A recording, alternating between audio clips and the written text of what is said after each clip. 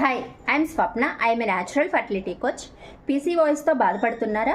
ఇక ఈ రోజే మీ హార్మోన్స్ గందరగోళానికి చెక్ చెప్పేసేయండి.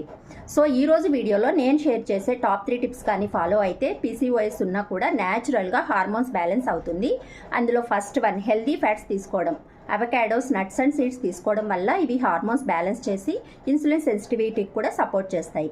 సెకండ్ వన్, బ్లడ్ షుగర్ లెవెల్స్ని కంట్రోల్ చేసుకోవడం. దీనికి ఏంటంటే ప్రాసెస్డ్ కార్బ్స్ అండ్ షుగర్ని తగ్గించుకోవాలి. దీనిలో హోల్ గ్రెయిన్స్ అండ్ ప్రోటీన్ ఫుడ్పై ఎక్కువ ఫోకస్ చేయాలి. వెజిటేబుల్స్ కూడా ఎక్కువ తీసుకోవాలి. థర్డ్ వన్, స్ట్రెస్ని తగ్గించుకోవాలి. స్ట్రెస్ ఎక్కువ ఉంటే కార్టిసోల్ ఎక్కువ అవుతుంది, హార్మోన్స్ అన్నీ డిస్టర్బ్ అయిపోతాయి.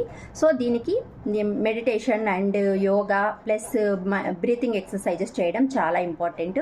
వీటితో పాటు 7 to 8 అవర్స్ స్లీప్ అనేది చాలా ఇంపార్టెంట్. ఎక్సర్సైజెస్ కూడా చేయాలి. ఇంకా ఇలాంటి మరిన్ని ఫర్టిలిటీ టిప్స్ ఏమన్నా కావాలంటే నన్ను ఫాలో అవ్వండి.